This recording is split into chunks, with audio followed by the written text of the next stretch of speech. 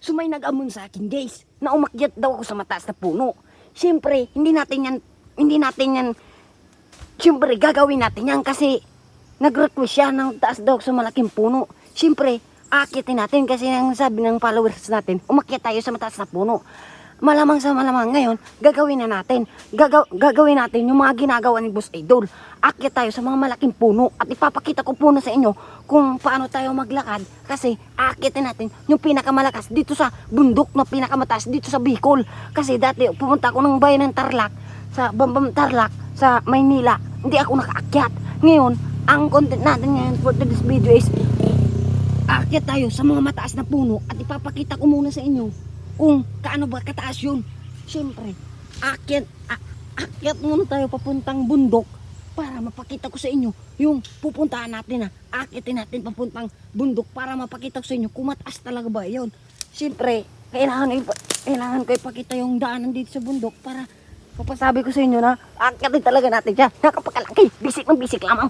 Papakita ko muna sa inyo yung aakyatin natin na pinakamataas na puno. Siyempre, maglalakad muna tayo papunta doon. Iniikot ko lang muna kayo dito sa bundok na to. Pero di ko alam kung dito sa may bundok na pa. Basta papunta na tayo dun ngayon. Tapos akitin ko yun. Pagkakyat, papakita ko muna sa inyo na pinakamataas dun sa buong mundo.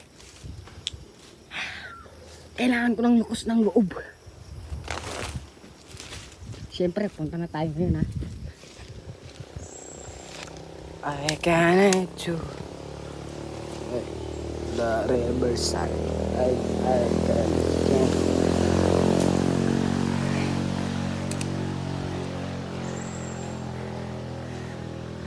Ayan na nga. Diba, nakita nyo naglakad ako papunta dito. Tapos, lalakarin na naman natin ngayon is akyatin na natin. Akyatin na natin siya. Mataas siya eh. Ito na lang, yun na lang na pinakamataas. Yan, nakikita ko yan eh. Mataas talaga yan eh. Ayan o, ayan.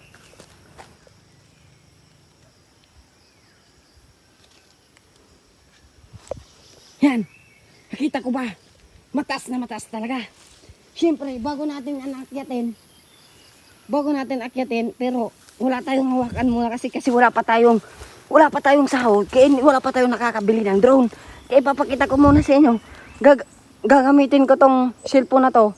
Tapos, akyatin ko